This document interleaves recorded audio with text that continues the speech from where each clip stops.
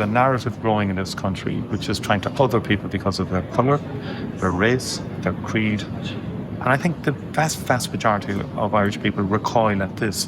But we have to be better, more strategic in dealing with this and engaging with this, because this is undermining the dignity of every child born in this country. This is, to me now, an emerging societal issue for us all. Where do we want Ireland to go? What kind of society do we want? I think we should really work hard to what we're about, to our values, to what was innately ours for many years, what we fought for.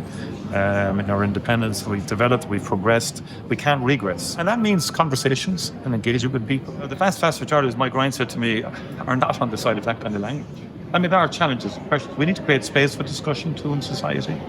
But many of us are, not us, but many people might be a bit passive about it. They're afraid of a reaction from someone. They just go about their business. But it's getting serious. It's potentially, for the individuals concerned, it's very dangerous, and they're afraid.